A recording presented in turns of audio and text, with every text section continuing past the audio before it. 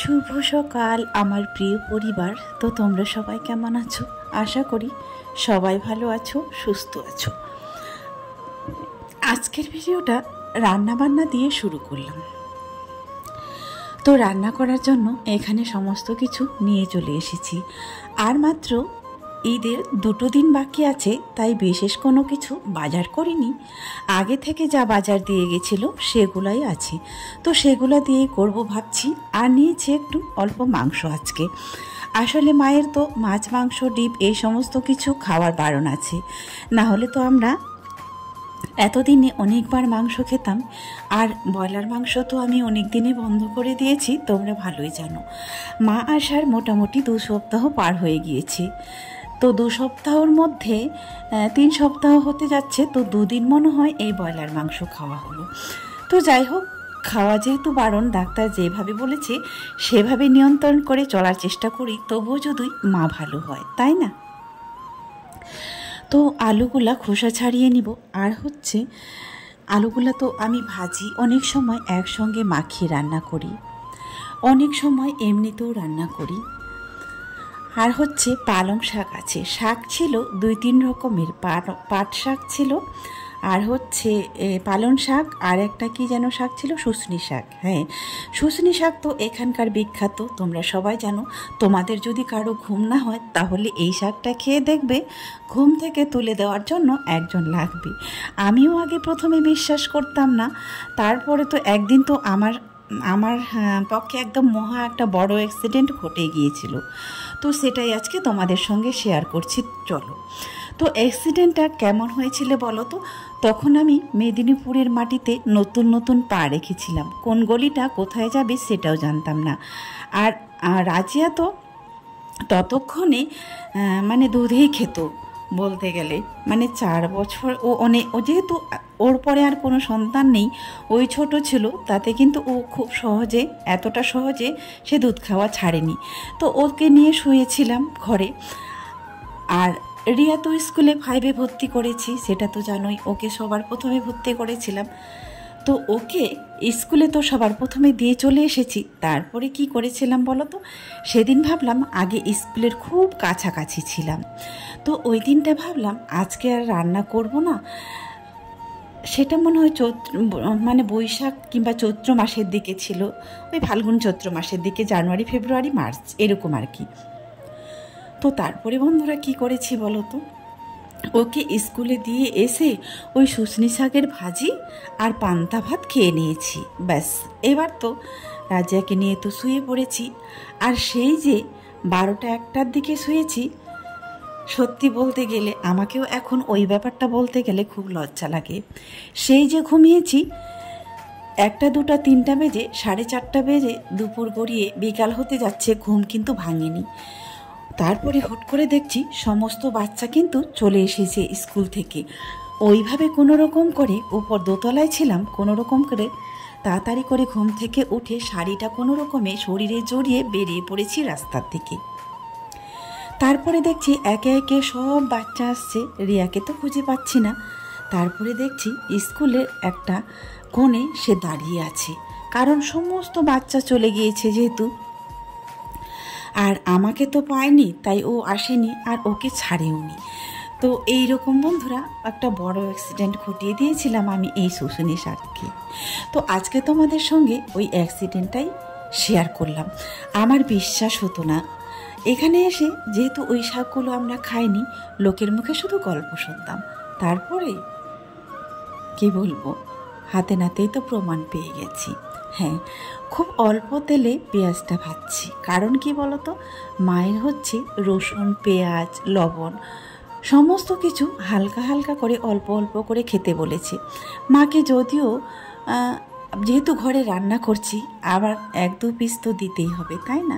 বড় জোর 1 পিস মাংস দেব, একটু ঝোল দেব, যেহেতু মায়ের খাওয়া বারণ। আর আমার বাচ্চাগুলোর জন্য তো করতেই হচ্ছে, কিন্তু কি করব বলো তো, ডাক্তারের নিয়ম মেনে তো চলতেই হবে, যেহেতু ওষুধ খাচ্ছে। আর এরাও আবার অনেক দিন মাংস খায়নি বলে সকাল থেকে বলছে, মা আজকে মাংস খাবো। তো এইদিকে মাংসটাও রান্না করছি, এদিকে মশলাও বাটা হচ্ছে। আমি যেদিন নিজের হাতে রান্না করি সেদিন কিন্তু মশলাটা আমি নিজে থেকে বেটে নিই। মশলাটা না বাটলে ওই যদি মিক্সচার ব্লেন্ডারে করা হয় তাহলে কিন্তু তরকারিটার স্বাদ আমার কাছে কেমন যেন ভালো লাগে না। তাই আমি রান্না করলে একটু শরীরটার পরিশ্রমও হয় আর রান্নাটাও সুস্বাদু হয়, তাই আমি শিলেই বেটে নিচ্ছি।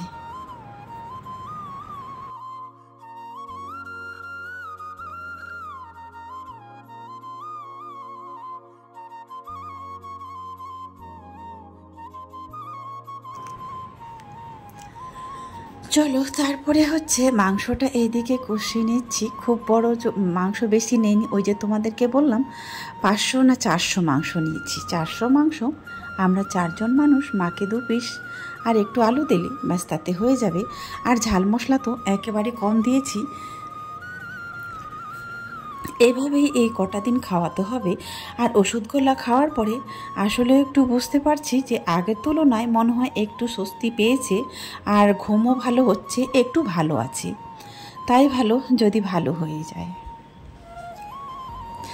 তো অনেকজন আমাকে একদিন দেখছিলাম কমেন্ট করেছিলে, দিদি তুমি ঈদের হচ্ছে শপিং কি করলে আর কেনাকাটা কি করেছো।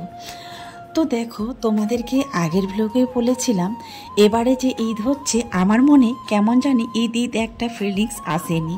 কারণ কি বলতো, কেমন যেন একটা লাগছে, মন থেকে খুশি হতে পারিনি। ওই যে মায়ের শরীরটা অসুস্থ তাই। আর এখানে ওই যে একটা সবজি করছি, পালং শাক টমেটো আলু দিয়ে, এটা মায়ের জন্য করছি। তারপরে তো কেনাকাটার জন্য ফাইনালি বেরিয়ে গেলাম। তো সবার প্রথমে গেছিলাম ভোতরা এম্পোরিয়ামে। মায়ের কিন্তু কেনাকাটা হয়ে গেছে, তখন কিন্তু ভিডিওটা করা হয়নি বন্ধুরা। আর এবার এসছি শ্রীলেদাসে এসছি মায়ের জন্য জুতো নেব বলে। মাকে বাড়ি থেকে যেটা পরে এসছে সেটাই, তো সেটাও আমি রায়গঞ্জে কিনে দিয়েছিলাম। তারপরে বললাম মা তো এত বড় বড় মল কিংবা শপিং মল বলো দোকান বলো মা একটা কখনো দেখেনি। আর আমার যে রায়গঞ্জে কিন্তু এরকম 14 তলা 12 তলা ফ্ল্যাট কিন্তু নেই। তাই মা এরকম বড় বড় বিল্ডিং দেখে তো অবাক হয়ে যাচ্ছে। উপর দিকে তাকিয়ে বলছে এর উপরে কি মানুষ থাকে। এই যে দেখো, এই জুতোটাও আমার খুব পছন্দ হলো। তো মাকে বললাম মা পরে দেখো তো হচ্ছে কি না এই জুতোটা। আমি আসলে এটাই আমার কাছে খুব পছন্দ হলো। কেন বলো তো, আসলে শাড়িটাও এই কালারের, তো শাড়িটার সঙ্গে ম্যাচ হবে তাই নিয়ে নিয়েছি। চলো, ব্যাগগুলো কিন্তু এত সুন্দর সুন্দর শ্রীলেদাসের ব্যাগ বলো জুতো বলো, যারা যারা পরেছো তারা তো তোমরা অবশ্যই জানো, তাই না? জুতোগুলোও খুব সুন্দর, টেকসই, মজবুত, আর ব্যাগগুলোও কিন্তু খুব সুন্দর সুন্দর। তবে হ্যাঁ, আমার ব্যবহারের জন্য আমি ব্যাগ এখনও এখান থেকে কিনিনি। আমার আগে থেকে যেহেতু ছিল, আর এটা তো নতুন হলো তাই না, 2 বছর হতে চলেছে। আর তারপরে বাচ্চাগুলোর জন্য ব্যাগ নিয়েছিলাম, আমার 2 মেয়ের জন্য মনে হয় 2টো নিয়েছিলাম। তো সত্যি বলতে যবে দোকানটা ওপেনিং হয়েছিল তখন থেকে ব্যাগগুলো নেওয়া হয়েছিল, এখনও এত সুন্দর নতুনের মতো চকচকে আছে। তো চলো, এবারে হচ্ছে বাড়ি যাওয়ার পালা। নেওয়া কিন্তু সমস্ত কিছু হয়ে গেছে, আর এখন বাজে 8:30 না 9টা বাজতে যাচ্ছে। তো মা বলছে আমরা তো এতক্ষণ ঘুমিয়ে যাই আর তুই এখন আসছিস। মা দেখো, বারবার মা বিল্ডিংটার দিকে তাকিয়ে দেখছে। অবশেষে বাড়িতে তো চলেই এসেছি, তোমাদেরকে দেখানো হয়নি। তো চলো আজকে কাপড়গুলো তোমাদের দেখিয়ে দিই। মায়ের জন্য যেটা, এটা হচ্ছে আমার জন্য, এটা সুতির মলমল যেটাকে বলে, আর মায়ের জন্য নিয়েছি তাঁতের। মায়ের তাঁতেরটা কিন্তু 1500 টাকা হয়েছে। আসলে মাকে এই প্রথম এত দামি শাড়ি কিনে দিলাম। কখনো কিন্তু এত দামের শাড়ি দেওয়া হয়নি, মা পরেওনি। মায়ের জীবনে হয়তো এই শাড়িটা অনেক স্মৃতি হয়ে রাখবে, আর এই শাড়িটাতে অনেক স্মৃতি মায়ের কাছে জড়িয়ে আছে, থাকবে প্রথম।